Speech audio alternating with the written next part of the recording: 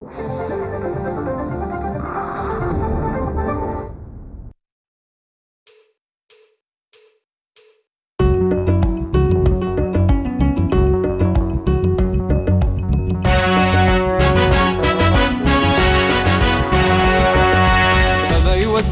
सकलांची हा एक ध्यास अनिवार्य, किती संकटे आली तरीही करतो आम्ही पार,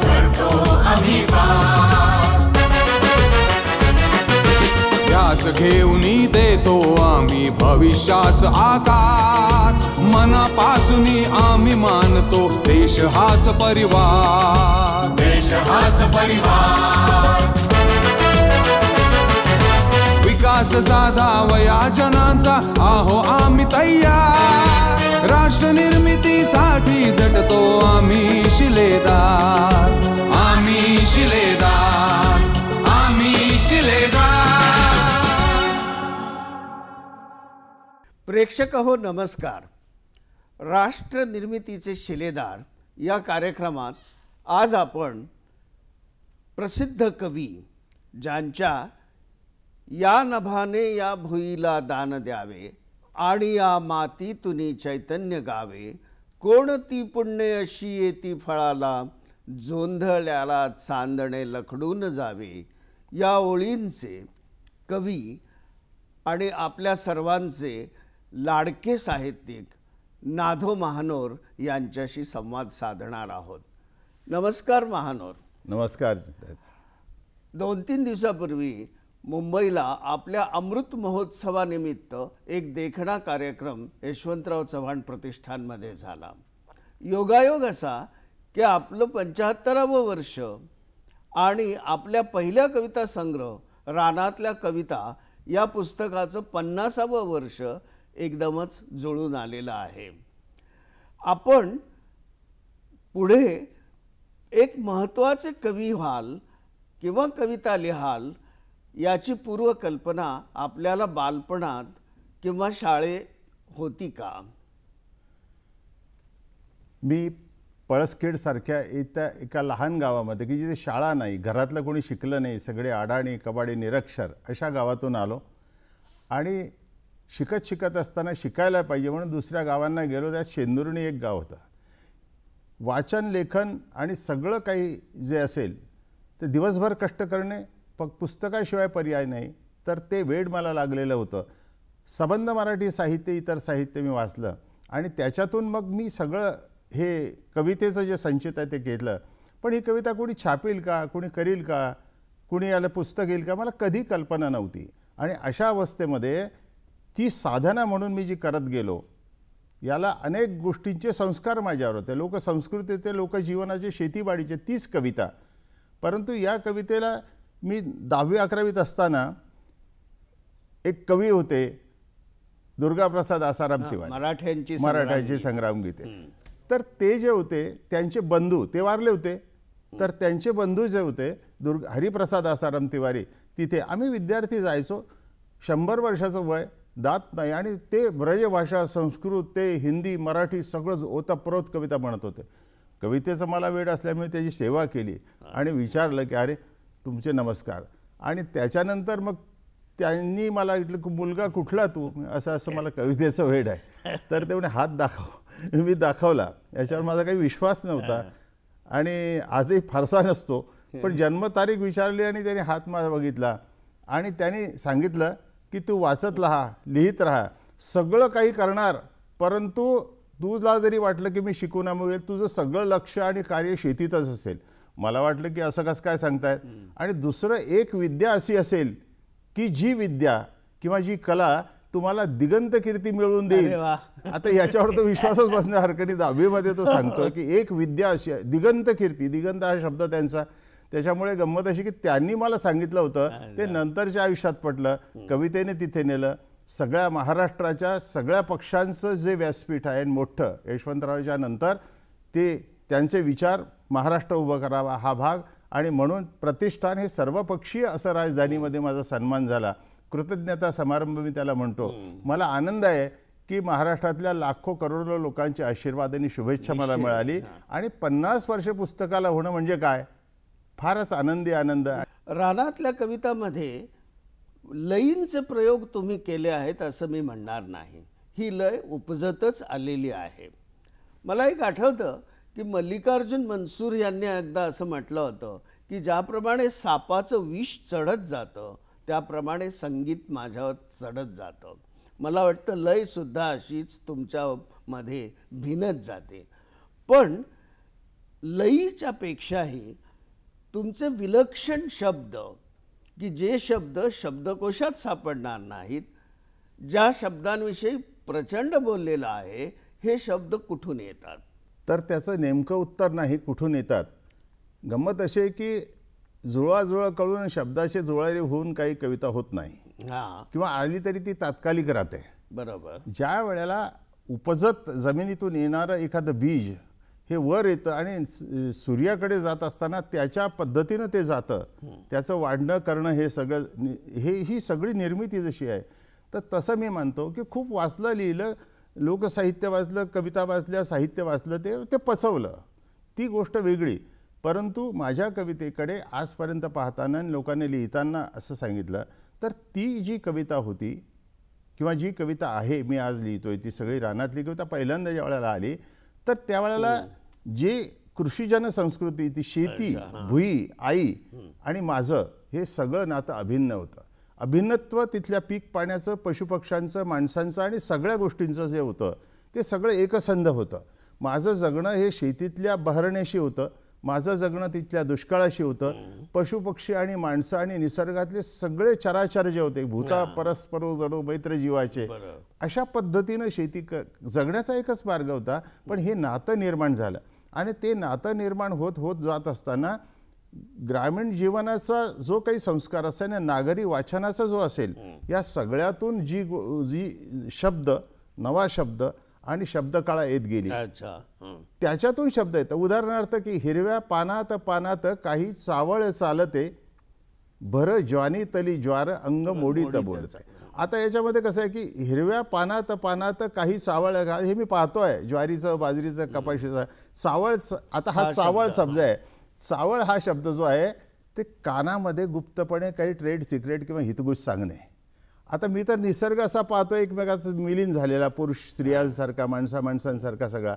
तर म्हणून चावळ हा शब्द नवीन येतो. लोक म्हणतात चावळ शब्द काय आहे, तर चावळ म्हणजे चावळणे, सावळणे म्हणजे चर्चा करणे, पण ती हळू.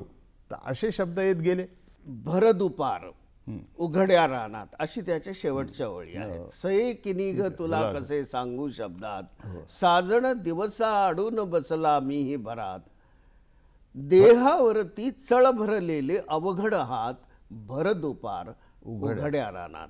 तर भरदुपार आणि उघड्या रानात याच्यामधला जो अवकाश आहे तो विलक्षण आहे. हे अल्पाक्षरत्व आणि ही सूचकता जी कधीही उत्तान होत नाही, जी कधीही मर्यादा सोडून जात नाही, अशी शृंगारिकता तुमच्या कवितेत कुठून आली? ही शृंगारिकता किंवा निसर्ग, मी सांगितलं ना की निसर्ग आणि तिथलं जगणं. आता भरदुपार उघड्या रानात, तर रानातलीच कविता आहे, रानातले सगळे संदर्भ आहे, प्रेम, दुःख, सुख सगळं तिथलं आहे. तर हे सगळं येत असताना जो एक भाग आहे की शब्द हे मला आपोआप माझ्या भोवती फिरत राहतात. अच्छा. ते कशाने येतात काही नाही, फार वाचनाने तर लोकांचंही खूप वाचन झालेलं आहे, त्याच्यात काही प्रश्न नसतो. असं वाचून तर ते येणारच नाहीत. पण वेगवेगळ्या लोकगीतं, लोकसंस्कृत, आदिवासी संस्कृत आणि संगीत आणि शब्दांशिवायचं संगीत, असं मी झऱ्यांमधून, निसर्गातून जे पाहिलं आणि त्याची वळणं जी पाहिली, त्याच्या वाटा आणि मोडवाटा ज्या पाहिल्या, तर गंमत अशी आहे की लोक म्हणते याचं कसं काय होणार. हो, माझं म्हणणं आहे की हा जो मोड पायवाटेचा जातो किंवा ही जी बंधनं आहे आणि ते इतकं सुरेख दिसताना तसं कवितेत आलं पाहिजे असं मला वाटतं. आणि म्हणून अशा ज्या कविता आहेत, आता ही जी सांगितली तशी, ही एक कविता आहे की आता त्याच्यामध्ये काहीच सांगितलेलं नाही, 2 ओळी आहे, 2 ओळी, 2च शब्द, या मधल्या अवकाशामध्ये कविता आहे. मला असं वाटतं की तुम्ही जे शब्द वापरता ते प्रत्यक्ष लोकगीतातही येत नाहीत कुठल्याही, किंवा कुठल्याही नागर कवितेतही येत नाहीत. तर ही जादू तुम्ही कशी काय हस्तगत केली? नाही, म्हणून कसं आहे की एक गायक स्वतःची चीज निर्माण करतो. हां. म्हणजे कुमार गंधर्व माळव्याची गाणी गातात, दुसरी गातात, आलापी गातात आणि अनेक संगीताचे नवे बाज निर्माण करतात. मल्लिकार्जुन मनसूर असो की मोठमोठे गायक असो की अभंग गाणारे, त्याच्या नुसत्या लयकारीनं आणि नुसत्या लयविभ्रमानं ती कविता, तोच अभंग हा वेगळ्या पातळीवर नेऊन टाकणं, हे ज्या वेळेला वाटतं त्यावेळेला मला असं वाटतं की आपल्याला थोडंफार कवितेच्या पातळीवर अशी चीज, अशी बांधणी आणि नवा बंध, आकृतीबंध करता येतो का? फक्त एकच आहे की तो कृत्रिम होता कामा नये आणि शब्दबंबाळ होता कामा नये. आणि म्हणून मी खूप मेहनत घेतो. एक होता विदूषक या संदर्भात पु ल देशपांडेंनी तुमच्याशी जे काही संवाद केलेला होता, जे काही सांगितलेलं होतं, ती आठवण काय आहे? जैत्रजेतमध्ये 16 गाणी आहेत. हो. आणि कविता आणि गाणं यांचं अंतर मिटून टाकलं तरच नवी कविता, तुम्ही नवी गाणं आणि पुढे जाणं असेल असं मी मानतो.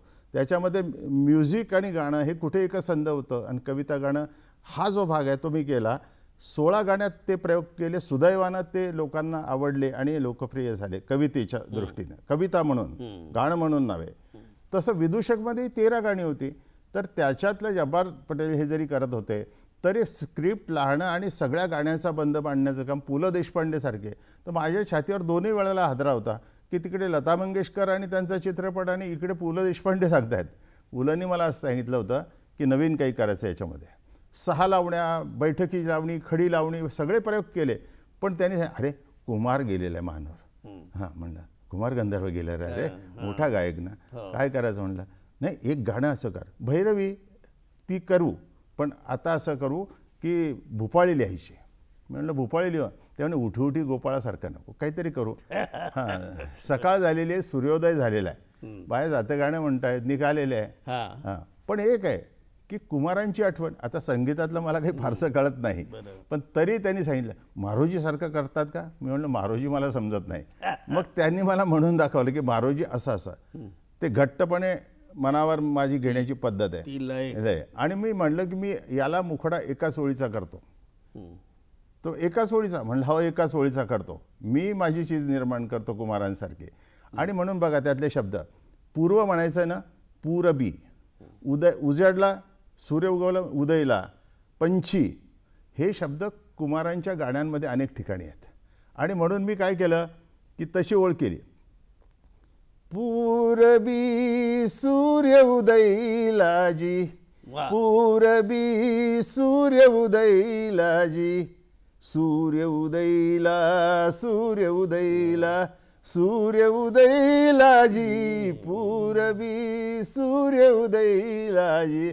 आणि पुलं इतकं खुश झाले, अरे कुमार आणला तू याच्यामध्ये. असे काहीतरी गोष्टी करत गेलो आणि लोकांनी त्याला टाळ्या वाजवल्या, एवढीच गोष्ट आहे.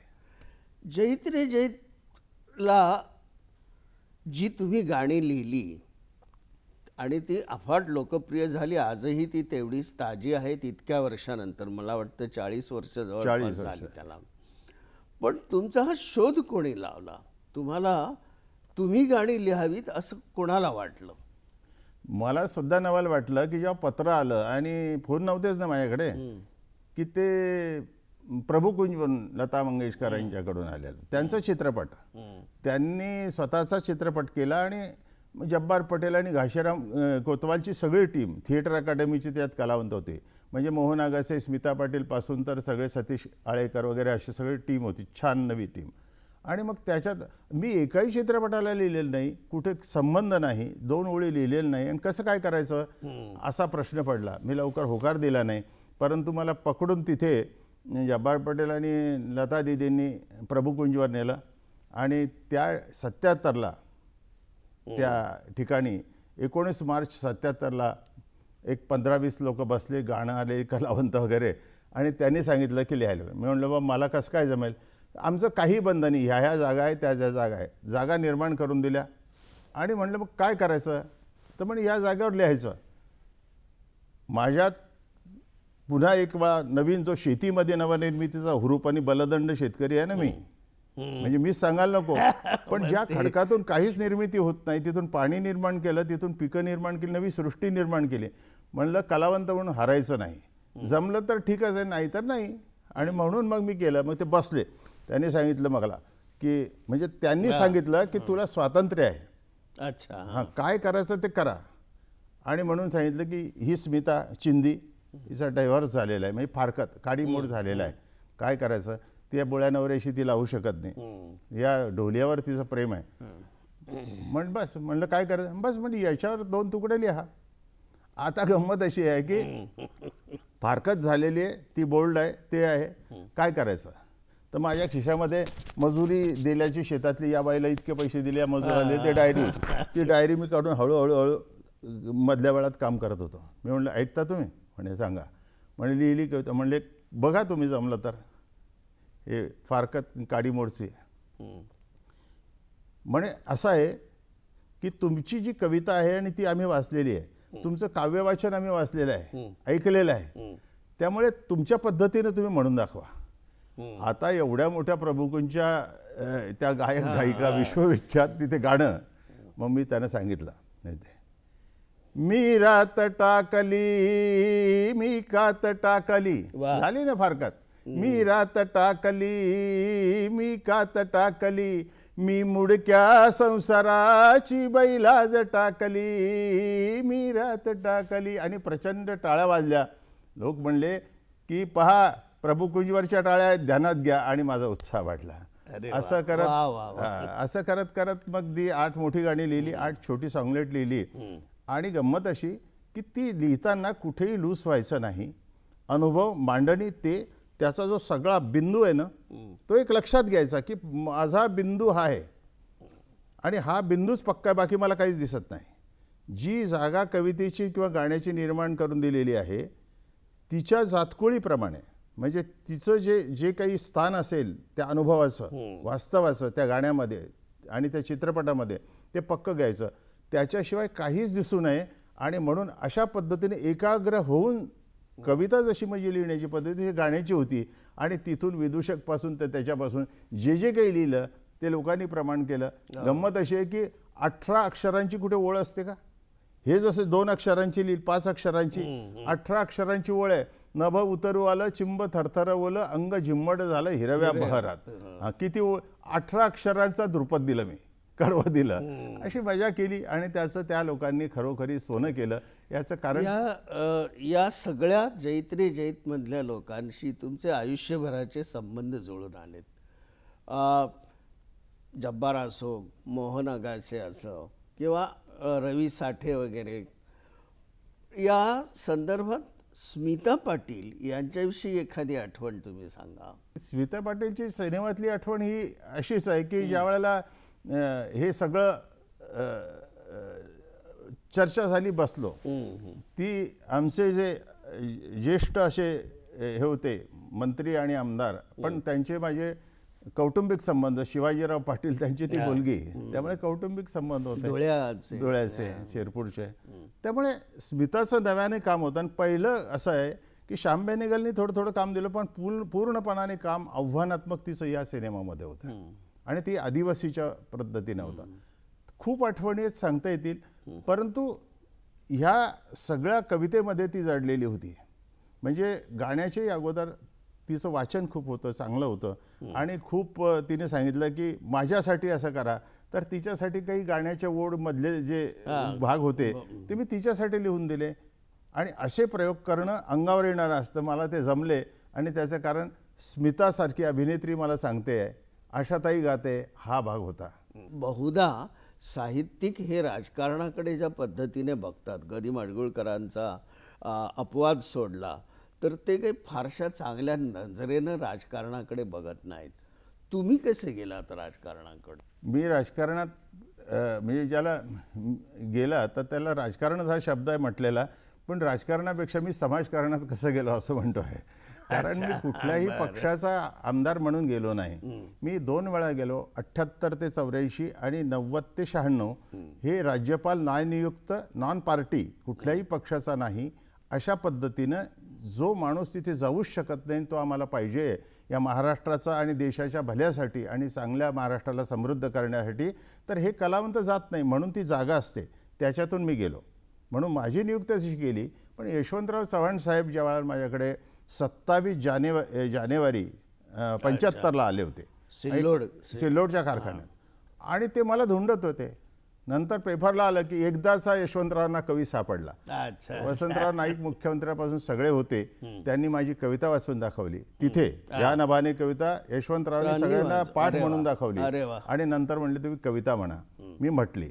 त्याच्यानंतर गंमत अशी झाली की याच्यानंतर माझे वडील गेले तेव्हा यशवंतराव चव्हाण साहेब हे 10 वाजेपासून तर 4 वाजेपर्यंत पळसखेडला होते. आणि त्यावेळी ते मला वाटतं उपपंतप्रधान, वसंतदादा चीफ मिनिस्टर आणि सगळे आलेले होते. माझे वडील गेले. एक अडाणी मजूर आणि काम करणारा माणूस तो गेला, पण एका कवीचे वडील म्हणून ते माझ्याकडे आले. असे माणसं पाहणे. त्यांनी मग ते माझं खेडं ते आणि माझं शेतीविषयक माझं सांगणं ते दादांनी त्यांनी ऐकलं आणि सगळ्यांनी आणलं. शरद पवारांना सांगितलं की अरे असं असं. हो म्हणे मी त्यांना ओळखतो, त्यांची कविता त्यातलीच आहे म्हणले. शरदरावांनी त्यांनी सांगितलं की त्याची कविता आणि जगणं ही खेड्याच्या उभारणीची मोडतोडीचीच कविता आहे आणि नुसतं नाही आहे. बलदंड शेतकरी नाही, नवीन प्रयोग करणारा तो माणूस आहे मला माहिती. त्यांनी 77ला पाहिलं ते. आणि गंमत अशी की एस.एन. जोशी साहेब पोलोदचे अध्यक्ष होते, ते सर्वपक्षीय लोकांनी आणि शरद पवार असो चव्हाण साहेब असो त्यांनी सांगितलं की तुमचं हे सगळं जे आहे हे महाराष्ट्राला उभं करणारं कला साहित्य संस्कृती शेतीबाडी दुष्काळ याच्यासाठी येऊ द्या आणि म्हणून तुम्ही सभागृहात या म्हणून मला पाठवलं गेलं अशी माझी समजूत आहे. 1967 साली रानातल्या कविता हा संग्रह तुमचा आला. त्याच वर्षी पहिल्यांदा शरद पवार सुद्धा विधानसभेचे 50 वर्ष प्रथम आले, पहिल्यांदा निवडून आले आणि हा तुमचा ऋणानुबंध आयुष्यभर कायम राहिला. तर जेव्हा ते मुख्यमंत्री होते तेव्हा मला वाटतं जास्तीत जास्त तुम्ही साहित्य, संस्कृती, शेती आणि इतर अनेक चित्रपट वगैरे याच्यासाठी बरंचसं काम केलेलं आहे आणि त्यांची तुम्हाला साथ लाभलेली आहे. बऱ्याच वेळा असेही प्रसंग आले असतील की जिथे त्यांच्या विरोधात तुम्ही भूमिका घेतलेली असेल. तर या सगळ्या आठवणी आज आठवताना तुम्हाला काय वाटतं? मी गमतीनं सांगतो की मी 6 वर्ष आमदार होतो पहिल्यांदा, नंतर 6 वर्ष होतो, म्हणजे 12 वर्ष होतो. तर मी असं सांगतो की मी 40 वर्ष आमदार होतो. ते म्हणले लोक कसं काय? म्हणलं 5 वर्षाची टर्म असते ना. तर माझ्या पहिल्या 6 वर्षाच्या काळामध्ये 4 मुख्यमंत्री बदलले, म्हणजे 4 मंत्रिमंडळ बदलले आणि दुसऱ्या वेळेला 4 मुख्यमंत्री बदलले, 4 मंत्रिमंडळ बदलले. पण कोणत्याही मुख्यमंत्र्यांनी आणि कोणत्याही मंत्र्यांनी साहित्य कला संस्कृतीचं मी मांडलेला ठराव कधी अमान्य केला नाही. म्हणजे कला अकादमी पासून तर मराठी चित्रपटांना अनुदान मिळावीत पासून हे जसं आहे तसं शरदरावांनी पहिल्यांदाच सांगितलं होतं की तुम्ही एक काम करा की मराठी भाषा, मराठी चित्रपट, साहित्य, संस्कृती ते म्हणजे कल्चरल सगळं जे असेल ते याला उठाव मिळा. म्हणून मी पॉलिटिकल कोणालाही ठेवत नाही.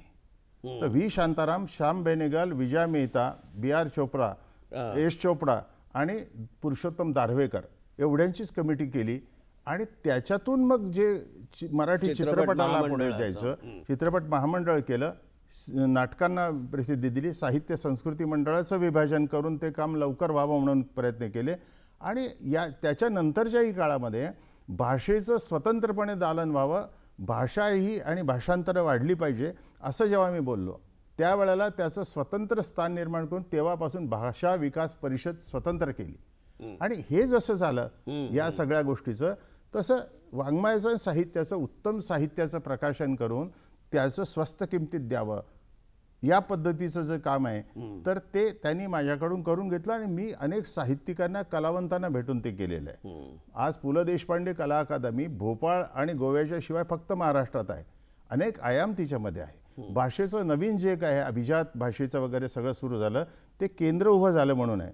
म्हणून गंमत अशी आहे की त्यांनी मी अनेकांना घेऊन, कलावंतांना, साहित्यिकांना घेऊन जसं केलं, साहित्याचं केलं. पण मला याच्याही पेक्षा महत्त्वाचं असं वाटतं की महाराष्ट्र आणि देश हा सगळा शेतीवर उभा आहे. शेती मोडली तर देश मोडेल. शेती खेडी मोडली 64-65% तर संबंध देश हा गहाण राहिला जाईल. हे होऊ नये आणि म्हणून दुष्काळ निवारणासाठी जे जे काही असेल तर मी असं म्हणतो की शेतीच्या इतकं उत्तम, पवित्र आणि फलदायी काहीच नाही. लोक म्हणतात की हा वेडा सांगतोय, ही खरं आहे. फक्त कोरडवाहू शेती परवडणार नाही. 8माही पाणी तिला पाहिजे आणि म्हणून मी पाणी अडवा जिरवाचा ठराव 83 साली मांडला. अच्छा. पाणी अडवा जिरवाचा ठराव, त्या गावचं पाणी त्याच गावाला मुरून जर विहिरी जिवंत झाल्या तर त्या पाण्याने जे पाणी येईल त्यातून 8माही बागायती होईल. पहिल्या पिकात नाही आलं तर ज्वारी बाजरी सोडा, परंतु सीताफळ, मोसंबी, पेरू, डाळिंब ही सगळी पिकं जर घेतली तर ती एकदा 3 वर्षाची झाल्यानंतर 40 वर्ष मरत नाही. अच्छा. ती त्याची जगतात. परंतु सीताफळाचे प्रयोग तुम्ही प्रयोग केले याच्यात आणि त्याच्यामध्ये सरकारने म्हणजे निर्णय घेतले की जलयुक्त माझा पाणी अडवाचा निर्णय हा याचा केला, एकत्रित पाणलोट क्षेत्र विकास योजना म्हणजे त्या गावचं पाणी म्हणजे जलसंधारण. आणि आज जे मुख्यमंत्री करतायत मी त्यांच्याशी माझं बोलणं झालं. मला जागतिक चित्रपटातून जेव्हा पुरस्कार मिळाला शत्रुघ्न सिन्हा तनुजान मला, तर दोन वर्षापूर्वी जेव्हा भेट झाली तर मी 3च मिनिटं कवितेवर बोललो. मला कवितेला म्हणजे साहित्याला मिळालं, गाण्याला मिळालं. पण म्हणलं साहेब महाराष्ट्र मोडला तर मी आधी शेतकरी आहे, हजारो शेतकऱ्यांचे हात माझ्या हातात आहे, तुम्ही सत्कार करताना माझ्या द्या. जलयुक्त अभियान, पाणी, फलोद्यान आणि त्याच्यावरची इकॉनॉमी हीच दुष्काळाला हटवू शकेल. आत्महत्या वगैरे ही जी गोष्ट आहे आणि कर्ज पूर्णपणे फेडणे ह्या ज्या गोष्टी आहेत ह्या अशा बसत नाही. फार वाईट गोष्ट आहे की लोक तिथपर्यंत जातात. आम्ही सांगतो त्यांना की ही चिमण पाखरं तुझ्या विना ज्या दुनिया माहीत नाही, हा काळोखाचा रस्ता आपुला नाही राजा. याच्यासाठी मी पुस्तकं शेतीची लिहिली, ती केली.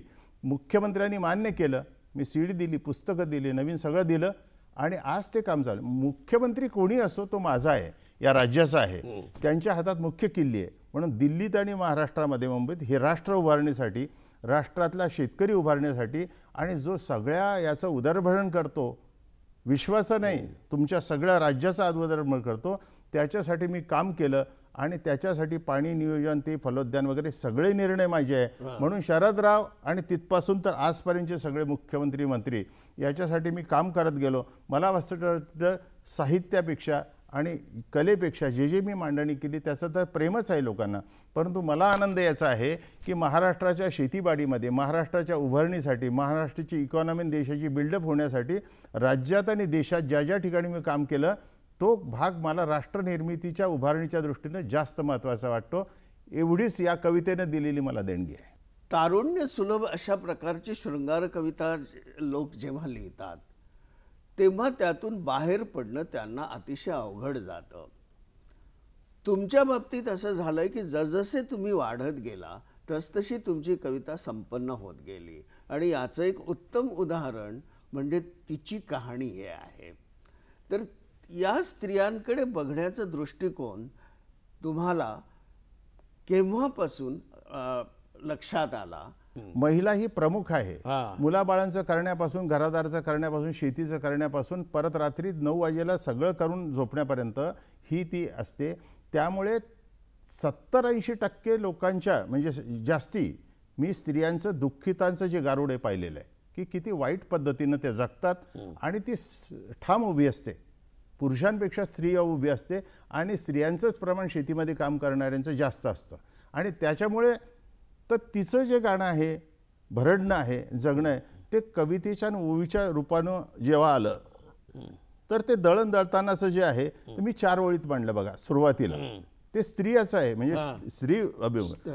सरल दळण ओवी अडली जात्यात, उभ्या जन्माचा उमाळा कळ सोसून डोळ्यात, कानोसा घेताना केळ अंगात कापते, सीताफळीच्या कानात काही हळूच सांगते, बोरिओ वाभळी ह्या मायेच्या झाल्या नारी, केळ कमळण झाली प्रसूत दुपारी, सुने माळ रान डोळा रुखे रुखेऊन, आणि पोटील पेटून निघे सासूर वाशिण. स्वातंत्र्य मिळाल्याच्या नंतर आजपर्यंत सुद्धा तिच्या दुःखिताचा खऱ्या अर्थानं हरण झालेलं नाही. आणि तिला 9 महिने 9 दिवस झाले तरी शेतात ती बाळंत होताना केळीचं पान देत असताना मी स्वतः डोळ्यांनी पाहिलेलं आहे. आणि मग कुठलं स्वातंत्र्य कुणासाठी? स्त्रियांच्यासाठी तुम्ही एवढं बोलता, दलितासाठी एवढं बोलता, गरिबांसाठी एवढं बोलता, परंतु ते प्रत्यक्ष तिथपर्यंत पोचत का नाही? सरकारचे निर्णय व्यवस्थित आहे, मी पाहिलं, मान्यता आहे, पण मध्ये ते गळती कुठून होते आणि स्त्री तशीच्या तशी एकटी निष्पर्ण राहते. म्हणून मी नंतरच्या कवितांमध्ये स्वतंत्रपणे त्या एकमेकात गुंतलेल्या आहेत. तिची कहाणीमध्ये 32 कविता आहेत आणि त्या 32 कवितांमध्ये वेगवेगळी स्त्री वेगवेगळ्या पद्धतीने आनंददायी सुद्धा आहे.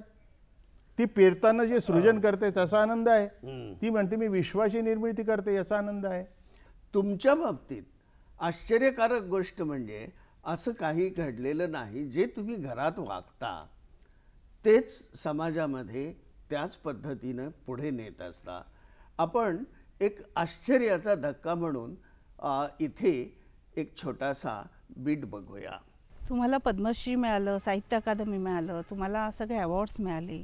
तुमचा जो आनंद जेव्हा अवॉर्ड्स डिक्लेअर होतो तर तुमचा आनंद जो असतो की आज तुम्ही काही करू शकला, तुम्हाला मिळाल्यानंतर जो सगळ्या परिवारामध्ये तुमची इच्छा असते की सगळ्यांनी तो अनुभव घ्यावा, आनंद घ्यावा आणि जे काही निसर्ग, शेती ज्या याच्यात तुम्ही कष्ट करून मोठे झालात किंवा तुम्ही जे निसर्गाशी संवाद साधता, परिवाराशी सुद्धा त्या सगळ्या गोष्टी एकरूप होऊन आम्हाला सांगता, तर त्यातनं आम्हाला सुद्धा खूप छान वाटतं.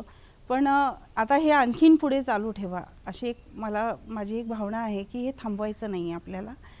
जरी आपण भावनाशील व्यक्ती आहोत पण ते सगळं उतरवलं पाहिजे, लिहिलं पाहिजे, मनातलं तुमच्या बोललं पाहिजे. ते बोलत राहा सदैव. सर्वत्र तमाम जनतेला तुमच्याकडनं लिखाणाच्याच अपेक्षा आहेत. ती माझी पण इच्छा आहे की ते थांबवायचं नाही आहे आपल्याला.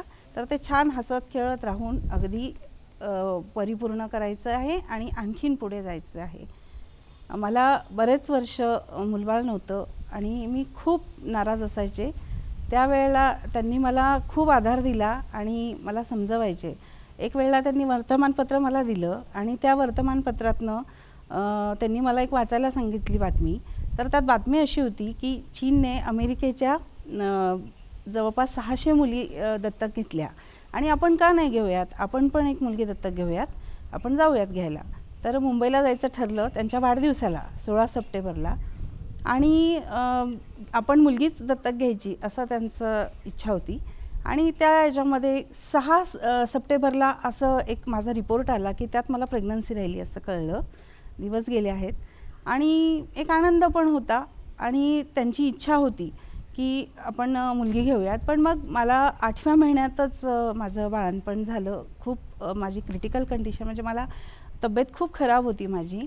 त्या काळामध्ये मी बेशुद्ध होते, बाळंतपण झालेलं होतं आणि माझ्या पायाजवळ ते बसलेले होते आणि मला म्हटले की बाळा तुझं बाळ खूप छान जन्माला आलं आहे आणि मुलगी झाली आहे, मुलगीच हवी होती आणि त्यात आता तू इथे थांबायचं आहेस, आता आपल्याला परत नको आहे कारण तुझी तब्येत बघता आणि बाळ छान झालेलं आहे.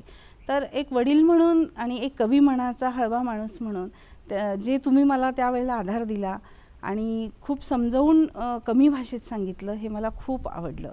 असं कित्येक प्रसंग असे आलेत की त्या प्रसंगांमध्ये तुम्ही एक हळव्या मनाने आम्हाला कवी मनाने प्रत्येक वेळेस आमचं सांत्वनं करत गेलात, समजदारीने प्रत्येक अनुभव सांगत गेलात आणि चांगला माणूस कसा असावा आणि तो त्याच्या हृदयात भेटतो हे प्रत्येक वेळेला तुम्ही मला उदाहरण देत गेला की एक चांगल्या पद्धतीने उदाहरणं आईचे देत गेलात की जेव्हा आपण अडचणीत असू तेव्हा जे आपलं काळीज आहे त्या काळजाप्रमाणेच आपण त्याच्यावर मोठा दगड ठेवायचा असतो आणि दुसऱ्या दिवशी पाटी पुसून टाकायची असते आणि नव्याने चांगलं लिहायचं असतं. वाईट घटना, वाईट गोष्टी ह्या सोडून चांगल्या चांगल्या गोष्टी मनामध्ये आणायच्या, चांगले विचार आणायचे आणि स्वच्छंद जगायचं हे तुमच्याकडनं शिकायला मिळालं. आणि वडील म्हणून तुम्ही परिवाराला सगळ्यांना जे सगळ्या सुखदुःखांमध्ये आम्हाला आधार देत गेलात, आनंद देत गेलात त्याचा आम्हाला खरंच सर्वस्वी अभिमान आहे. आणि पुढील काळ तुमचा जो आहे आयुष्याचा तो चांगला जावो, भरभराटीचा जावो आणि तुम्ही खूप आनंदी राहा, खूप लिहित राहा, खूप वाचत राहा आणि असंच आनंदी राहा ही माझी सदिच्छा आहे. एक गोष्ट म्हणजे अशी आहे की तुम्ही अनेक ठिकाणी महत्त्वाची कामं केलेली आहेत. तर ही सामाजिक कामाची प्रेरणा पहिल्यांदा तुमच्यामध्ये कधी निर्माण झाली? मी शेतकरी आहे, शेतीवर माझं प्रेम आहे. माझ्या वडिलांनी आईने खूप कष्ट केलं, त्याच्या प्रत्यक्ष जगण्याच्या आणि प्रत्यक्ष कृतीतून आपण हरायचं नाही, हरलो तरी सुद्धा नाराज व्हायचं नाही, पुन्हा नवनिर्मिती करून आपण जगू शकतो ही पण याच्यासाठी पाणी कसं निर्माण करायचं, छोट्या विहिरी करायच्या, त्या छोट्या पाण्याने ओंजळ पाण्याने फक्त ती झाडं उभी करायची आणि मुलांनी आणि इतरांनी आपल्याला प्रेम आणि आयुष्यात दूर निघून गेले काही कारणाने, पण झाडं जात नाही आणि झाडं जगवतात, नुसती सावली देत नाही, तर ती तुम्हाला पोटाला पुरेल आणि त्याच्यापेक्षा जास्त देतात अशी झाडं आहेत. हे सगळं सांगितलं. गंमत अशी की महाराष्ट्रामध्ये ज्या वेळेला आता बदलत्या काळामध्ये 2-2, 3-3 वर्ष दुष्काळ येत आहेत. पूर्वी असं नव्हतं, किंवा पाऊस पडतो तो अवेळी पडतो आणि अवेळी नष्ट होतो, 1 महिना उशिरा येतो आणि 1 महिना आधी जातो, असं काहीतरी होत असतं. आणि ज्याच्यामुळे खरा शेतकरी हा निर्माता आहे या सृष्टीचा, तो हे उदास झालेला आहे. मुख्य मुद्दा असा आहे की साहित्य कवितेतून जसं माणसाला आनंद देऊन निर्मिती करून काहीतरी करायचं हे जसं आहे ना, तसं शेतीमधून करताना 2च गोष्टी कराव्या लागतील की पाणी निर्मिती करावी लागेल, शेतीचे नवे प्रयोग करावे लागतील. कवितेसाठी मला ऑस्ट्रेलिया, कॅनडा, अमेरिकेत बोलवलं होतं आणि त्यावेळेला तिथे मी कविता वाचल्या 5000 लोकांमध्ये आणि तिथलं जग मी 7 दिवस पाहिलं. इतकी आधुनिक शेती, तंत्रज्ञान, पाण्याचं व्यवस्थापन. इस्रायलमध्येही गेलो, पण अमेरिकेतलं तंत्रज्ञान ते आणून कॅलिफोर्नियामधलं ते सगळं जे असेल ते इकडे महाराष्ट्रात आणणे. असा कॅलिफोर्निया आपण महाराष्ट्रात उभा करू, देशातही करू, अशी माझी स्लोगन होती तिथली. आणि आपल्याला महाराष्ट्रात, देशात नाही परदेशात सुद्धा काम करायचं या विचारानं सगळी नवी सृष्टी निर्माण करण्यासाठी टिश्यू कल्चरपासून तर नवनवे प्रयोग जे असतील ते सगळे करण्याचे आम्ही प्रयत्न करतो. अनेकदा फसलो, अनेकदा कोट्यावधी रुपयाची अडचणी आली, पण शेतकऱ्यांसाठी करायचं आणि महाराष्ट्रासाठी देशासाठी करायचं म्हणून उभं राहिलो. तिथे आम्ही शेतीची 5000 लोकांची एक हे करतो, म्हणजे गॅदरिंग करतो, ज्याला म्हणतो की मेळावा घेतो. अप्पासाहेब पवार गेल्याच्या नंतर त्याच्या नावाचा एक पुरस्कार असतो 2 लाखाचा, तो देतो. याच्याही पेक्षा 5000 लोकांना वर्षातून 2 वेळाला कधी उसाला पुरस्कार दे, कधी केळीला दे, कधी याला दे, आणि या लोकांना विकून महाराष्ट्राची शेती ही आम्ही यशस्वी करून हा जो संवाद साधतो म्हणजे कृषी संस्कृतीचा, तोच आम्ही राज्यातल्या मुख्यमंत्र्यांना आणि मंत्र्यांना देतो, केंद्राला देतो की बाबा रे आम्हाला सापडलेलं एवढं आहे, तुम्ही करा.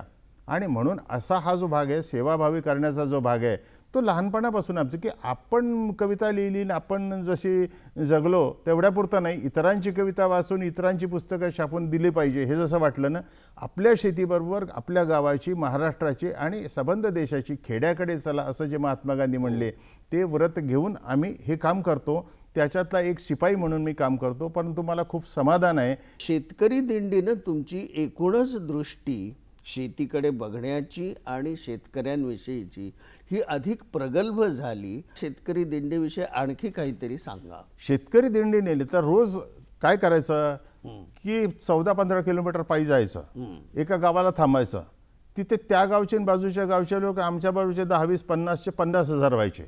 आज कोण बोलणार आहे? AP बर्धन. उद्या कोण बोलणार आहे? जॉर्ज फर्नांडिस. अमुक या गुडे की चंद्रशेखर, कर्पुरी ठाकूर, दक्षिणेतले करुणानिधी, असे लोक आल्याच्या नंतर आणि प्रत्यक्ष भयान परिस्थिती विदर्भाच्या शेतीची, कापसाची, संत्र्याची पाहिल्याच्या नंतर तीच परिस्थिती भारतातल्या सगळ्या शेतीची आहे, पाण्याशिवायच्या. आणि हे नागपूरच्या अधिवेशनाच्या वेळेस, नागपूरला अधिवेशनाला सनद द्यायची होती आणि त्याच्यानंतर संपूर्ण अटक सत्र केलं.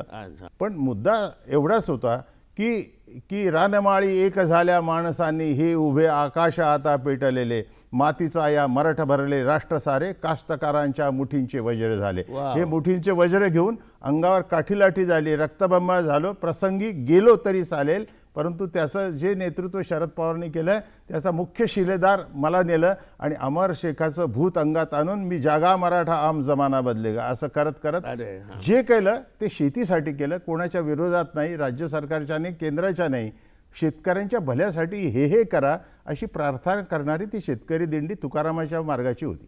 तुका उडून जाताना हे जे हे आहे ते त्यावेळेसची कविता आहे का नंतरची? त्या दरम्यानचीच कविता की पाणी नष्ट झालं म्हणजे काय महाराष्ट्रातलं, म्हणजे तुकाराम ठाई ठाई आहे आणि तुकारामाची कविता ओठाओठी आहे, सगळी संघ साहित्य आहे. तुकाराम, ज्ञानेश्वर, एकनाथ याच्यानेच तर आपण मोठे आहोत.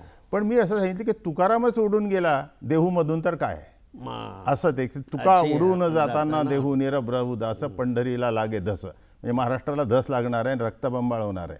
आणि म्हणून पाण्याच्या साठीचा जो मुद्दा मांडला विधान परिषद पाणी अडवा जिरवा, तेव्हा मी जी कविता वापरली, ओळी वापरल्या, सबंध सभागृह हल्लं आणि ठराव तिथल्या तिथे पास झाला. आणि म्हणून पाणी अडवा जिरवा, जलसंधारण ते जलयुक्तपासून तर 100% सबसिडीवरची फलोद्यान आणि झाडं हे सगळं उभं राहिलं. ते केवळ शेतकरी दिंडीपासून सबंध दक्षिणेतर उत्तरेत मी फिरलो, मोठमोठ्या माणसांपासून शिकलो. म्हणजे स्वामीनाथनपासून तर सी सुब्रमण्यमपासून तर दक्षिणेत आणि उत्तरेत सगळ्यांकडे गेलो. तुम्ही जेव्हा विधान परिषदेचे सदस्य होता तेव्हा विधान परिषदेचं ग्रंथालय हे तुमचं तीर्थक्षेत्र होतं. मला वाटतं ग्रंथालय वाढावीत ह्यासाठी सुद्धा तुम्ही बरंच काही केलेलं आहे. ते काय होतं?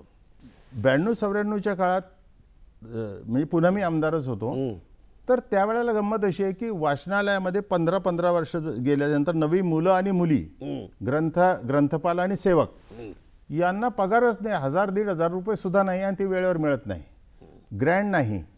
आणि मग ती ग्रंथालय चालायची कशी की वाचनानं माणूस मोठा होतो, प्रत्येक गावात वाचनालय पाहिजे हे सरकार सांगत होतं. आणि प्रत्यक्ष 12,500 ग्रंथालय असताना 5,500 नष्ट करून टाकली किरकोळ त्रुटी काढून.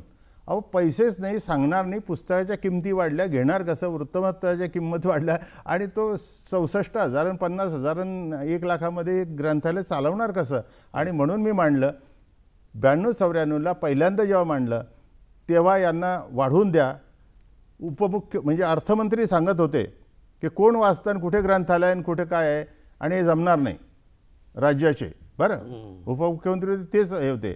मग मी म्हणलं की बरं आहे, मी काय करायचं तो उद्या करतो. सभापती जयवंतराव टिळक होते, त्यांना सांगितलं. मग तिथे धावत शरदराव पवार मुख्यमंत्री आले. म्हणजे काय भानगड आहे? म्हणलं महात्मा फुलेंच्या याच्या खाली बसतो म्हणलं, मी सांगतो. ते म्हणतं वाचन संस्कृतीने ते नाही, कोण वाचतं कशाचं काय. म्हणलं लोक बॅरिस्टर होतात पण बिगर वाचनानं होतात हे मला आज कळलं. प्रचंडपणे मला सभापतीने थांबवलं की म्हणे अरे असं बोलू नका. म्हणलं मग बरोबर आहे ना, मी माझ्यासाठी म्हणतोय का महाराष्ट्राचं बहु असो तर सुंदर संपन्न की महा, तर सगळ्यांचे पगार वाढतात, सगळ्यांचे भत्ते वाढतात, सगळ्यांचं हे होतं, सर्व ठिकाणी इन्क्रिमेंट आणि सगळं वाढतं. वाचनालयाचं का नको? हे ज्या वाचनातून पुस्तकातून माझ्यासारखा खेड्यातला माणूस उभा राहिला आहे, माझ्या भोवती कोण होतं? कोणीच नाही हे होतं. आणि एक सुगरणीचं घरटं होतं की उलट्या पद्धतीनं आधी कळसमग पाया रे ती विण करते. आणि म्हणून तू वाचनातून त्याच्यातून पत्रव्यवहारातून हे सगळं करू शकतो ना. आणि मला त्या सुगरणीच्या उलट्या खोप्यानी, तिच्या पिलांनी, तिची जी कारागिरी आहे ती मला ताजमहालापेक्षा मोठी वाटते. आणि म्हणून फक्त याचा केंद्रबिंदू पुस्तकं होतं. आज ग्रंथालय चाललेली ते आहे पण त्यांच्याकडे कोणी फारसं पाहत नाही. पुस्तकं वाचणारी संस्कृती जी आहे ती सुद्धा आहे पण किमती फार आहेत. तर स्वस्त पुस्तक योजना करावी म्हणून मी मांडलं. ती झालेली आहे पण ती वेगानं झाली पाहिजे.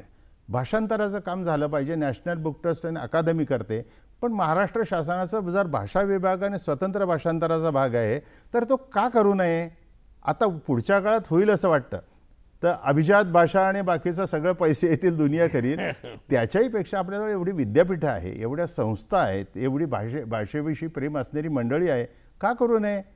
मी सांगितलं ना की आमच्या मराठवाडा साहित्य परिषदेला तुम्ही काही काम द्या. मीच त्यांना सांगतो, मी ती चालवलेली आहे, पाहिलेली आहे. अखिल भारतीय महामंडळ आहे, नुसती संमेलनं वगैरे ठीक आहे ना, उत्सवी करतात, ते करतात, संमेलनं व्हावीत पण गांभीर्याने घ्या. आणि दुसरी गोष्ट, पुस्तकं भाषांतर याच्या संबंधी साहित्य परिषदाने जर काही काम केलं त्यांना कोण नाही म्हणतं? कोण पैसे देणार नाही? त्यांना देऊ शकतात. साहित्य परिषदांसाठी सुद्धा तुम्ही त्याच्या अनुदानाबाबत सुद्धा तुम्ही काहीतरी त्याच वेळी ठराव केलेले होते. 10,000 रुपये मिळायचे. 10,000 रुपयामध्ये काय होणार? ते 1 लाख रुपये पहिल्यांदा केले आणि आता 5 ते 10 लाख रुपये मिळतात. हे सगळं झालं पाहिजे. पुरस्कार कवींना साहित्यिकांना देतात. 5,000 ने 2,000 ने 1,500 मला मिळालं तेव्हा 1,500 रुपये मिळाले होते. काय होणार? 1,500 रुपये म्हणजे तर असं तर त्यांना सुद्धा द्या. आणि म्हणून आज रुपये 50,000, 1 लाख आणि याच्यानंतर प्रत्येक साहित्यकृती लेखकाला मिळतात. गाणं, संगीत आणि चित्रपट याच्यामध्ये लता मंगेशकरच्या नावाने जे शासनाने मी मांडलेलं आहे ते पुढे आलेलं आहे. आणि त्याच्यात आपण त्या गलित गात्र आणि काही आधार नसलेल्या गाणाऱ्याला, संगीतकाराला, कोणाला त्यांना निवृत्ती 5 लाख रुपये, नाही 5 लाख रुपये निवृत्ती वेतन, तर त्या लोकांची यादी वेगळीच आहे, वेगळंच आहे. तर म्हणून आमदार म्हणून मी कलावंताचा गेलो तर इमाने इकबारे कलावंतांचं काम केलं, इमाने इकबारे शेतकऱ्यांचं काम केलं, इमाने इकबारे सामाजिक प्रश्न, आणि त्याच्यामध्ये रिंकू पाटीलवर बलात्कार झाला होता 16 वर्षाच्या मुलीवर ठाण्याला. मी सभागृहात होतो, चर्चा मांडली, ती केली. त्यावेळेला मी जे सांगत होतो तिथे मांडलेल्या चर्चेमध्ये की 18 वर्षाच्या आत आहे आणि तो गुन्हा होऊ शकत नाही, ते बाल आहे. आत्ता या दिल्लीच्या 2 वर्षाच्या 4 वर्षाच्या निर्भयाच्या नंतर कायदे बदलले आणि आत्ता परवा बातमी वाटली की 16, 17, 18 वर्षाच्या मुलाला सुद्धा चुकीचं केलं असेल तर त्याला शिक्षा झालेली. मुद्दा असा की सगळ्या पद्धतीनं विषय मांडण्याचा मी प्रयत्न केला आणि सामाजिक प्रश्नात बाबरी मशीद असो, राम मशीद असो, कुठे तिथे सोपचाराने राम आणि रहीम एकत्र बोलतायत आणि म्हणले बा आता आपलं तर काही भांडण नाही, त्या भिंतीत तू राहतो, या भिंतीत मी राहतो, एक कविताच देऊन टाकली. सगळं सभागृह त्याच्यावर खुश होतं. अरे कुणाचंच काही नाही आहे, कसला जात धर्म तुझं माझं करता, हा देश संबंध एक आहे आणि भारतीय संस्कृतीचा आहे. पुरस्कारासंबंधी एखादी आठवण आपण सांगू शकता? 2 वर्षापूर्वी ते सांगितलं. आणि गीतकाराला आत्ता नवल आहे की कुठे कुठे जगभर गीतकाराला आत्ता पुरस्कार मिळाला. मलाही 2 वर्षापूर्वी गीतकार म्हणून पुरस्कार मिळाल्याचं नवल वाटलं की 15 सिनेमे आणि काही गाणी याच्यासाठी जर पुरस्कार मिळतो तर मला खूप आनंद झाला की गीतकाराला जागतिक सन्मान मिळाला. तिथे शत्रुघ्न सिन्हाला दिला, तनुजाला दिला. तनुजा आणि मी 16 नाटकांमध्ये लग्नाची बेडी असं 35 वर्षापूर्वी करून आम्ही तो निधी 1 कोटी सामाजिक कृतज्ञता निधीला दिला. म्हणून तनुजाशी माझे संबंध म्हणजे ते एक रूढ झालं. त्यावेळी मुख्यमंत्र्याला मी जलयुक्त करा आणि हे दुष्काळ निवारण करा हे सांगू शकलो की फक्त गाण्यांचं एवढंच. पण हे प्रत्येक ठिकाणी मी पुरस्कार घेत असताना दिल्लीत जेव्हा पुरस्कार मिळाला, हा जसा मिळाला, दिल्लीत मिळाल्याच्या नंतर जयसिंगजी होते, त्यांनी अशी मिठी मारली मला आणि सांगितलं की माझी हिंदी आणि इंग्रजी भाषांतर गेली. त्यांनी ऐकलं आणि ते बघितले आणि मी खेड्यातला असा शेतकरी म्हणून सांगितलं पाहिजे. त्यांना इतकं आवड झाली. मी म्हणलं ये सुखा गठन में ये करोगे, वो करोगे, आप तो राष्ट्रपती आहे. त्यांना इतकं मजा वाटलं की मी साहित्याविषयी सतानीमध्ये देशात काय करायचं. हे सगळे पुरस्कार पद्मश्रीचे मिळाले. त्यावेळेला चंद्रशेखरजी होते, बाकीचे होते. आणि हे सगळं घेत असताना माझं जे लिखित आहे किंवा जे भाषण आहे त्याच्यामध्ये संबंध देशाविषयी, समाजाविषयी, राष्ट्राविषयी काहीतरी करा. मी एक साधा माणूस आहे, तुम्ही दिले, मी कृतज्ञतापूर्वक हे स्वीकारतो. आणि सगळे पुरस्कार चित्रपटाचे, गाण्याचे, साहित्याचे, त्याचे भाषांतराचे मी घेतले. मी महाराष्ट्राचा आणि देशाचा कृतज्ञ आहे की शेतीमधले महत्त्वाचे 10 पुरस्कार आहे, साहित्यातले 30 पुरस्कार आहे आणि सामाजिक कार्याचे पुरस्कार आहे. हा महाराष्ट्र आणि देश चित्रपटाचे आहे. महाराष्ट्र आणि देश हा जे चांगलं असेल त्याचा गुणगौरव करणाऱ्याने शिवाजी महाराजांपासून दिलेलं आहे की आपली राजमुद्रा त्याला लावून चांगलं करणाऱ्याला त्याचा फतवा देऊन राज्यामध्ये त्याचा सन्मान करा. हे महाराजांनी त्यावेळेला 1656ला सांगितलेलं आहे. आणि म्हणून मला आनंद वाटतो की हे सगळं देशाच्या सामान्य माणसापासून तर मोठमोठ्या माणसांपासूनचे आशीर्वाद आणि शुभेच्छा मला असताय. त्याच्याने मी कधीच बकून गेलो नाही, अधिक काम करायला लागलो. त्याच्यानंतर जमिनीवर राहिलो. आजपर्यंत त्याच खेड्यामध्ये, उदास छोट्या मोठ्या खेड्यामध्ये सगळ्या सुविधा नसताना मी राहतो आणि सगळ्या महाराष्ट्राच्या देशाचे चांगल्या लोकांचे पाय आणि आशीर्वाद मला तिथेच मिळतात. शेवटपर्यंत मी तिथे काम करत राहील आणि याच उन्नतीनं काम करीत राहील. या पुरस्काराच्या निमित्तानं मला एवढंच मिळालं की प्रेरणा आणि शक्ती मिळाली आणि लोकांना सांगायला मिळतं की एका खेड्यात राहिलेला आगापिछा नसलेल्या माणसाला जर एवढं होऊ शकतं तर तुम्ही साधना करा ना, कष्ट करा ना, तुम्हाला सगळं मिळेल. एक सहज आठवण म्हणून सांगतो, तुम्हाला पहिला पुरस्कार रानातल्या कवितेसाठी महाराष्ट्र शासनाचा मिळाला. त्यावेळी तुमची स्थिती काय होती? नाही, माझी स्थिती तर मी कुठेतरी मला आमच्या गावात एकच वर्तमानपत्र यायचं अजिंठा म्हणून तिथे, आणि ते रतन खत्रीचं ते हे असायचं ना मटका, तो त्याचा आकडा पाहायला येत होतं. फक्त एकच वर्तमानपत्र. तर मला कोणीतरी आलं, मी शेतातून रात्रपाळीची भरणं करून आलो आणि म्हणलं अरे तुझा फोटो आहे. म्हणले माझा फोटो कसं काय ना, रानातल्या कविता राहिलं छापलं, पण पुरस्कार मिळतो का, होतो का, आणि त्याचा सत्कार मुख्यमंत्र्यांनी गुढीपाडवायला बोलवलं वसंतराव नाईकाच्या ठिकाणी. म्हणजे तुमचा सन्मान आहे. होळीला कळलं, सगळे लोक बंजारा ते गावातल्या बाया फेर धरून माझ्यावर नाचले आणि मी त्यांना फगवा दिला. 1 रुपया टाकला त्यांच्या ओळीमध्ये. ते म्हणले हे लाख रुपयाचं आहे. आणि तिथे गेलो मी आणि ग्रेस, आम्ही गेलो, दोघं नवे कवी. इतका आनंदी आनंद की आम्हाला पाहायला संबंध तिथे राजधानीमध्ये लोक की अरे मोठमोठ्या कवींची पुस्तकं होते, श्रेष्ठ कवींची पुस्तकं होते, आणि याला मिळाला हा कोण संप्रती नवा पुरुषा होता. आणि तिथे दुसऱ्या दिवशी कविता वाचल्या. आणि कविता वाचल्याच्या नंतर संबंध महाराष्ट्राचं जे नाटक होतं आहे, रसिक आहे, जे लिहून माझ्यावर आलं, जे कविता संग्रह लोकांनी त्यानिमित्त वाचला, मी महाराष्ट्राच्या मोहळासारख्या मित्रांना जपणूक करून आज आहे.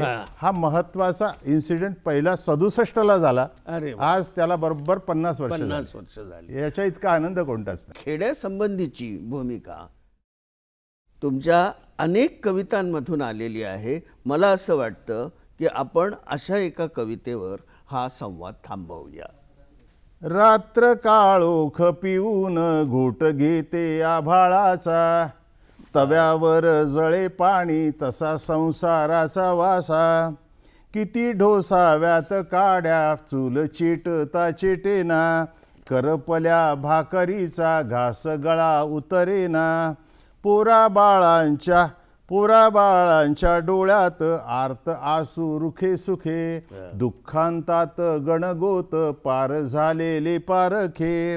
आम्ही काय केले पाप सांगा तरी विठुराया, कशासाठी संसाराची अशी घालविली रया. युगे 28 झाली झड घाली पांडुरंगा, कुणब्यांच्या शेतांवर धाड तुझी चंद्रभागा. खेडोपाडी मोडलेल्या कुणब्यांना गर्भवास, तुका उडून जाताना देहू निरभ्र उदास. पंढरीला लागे धस, वाळवंटी कीर्तनात वेडा घेतो गळफास. डोळ्यातल्या अंधाराचा कुठे सापडेना तळ, सुनी सुन्नाट पंढरी सुना सोन्याचा पिंपळ.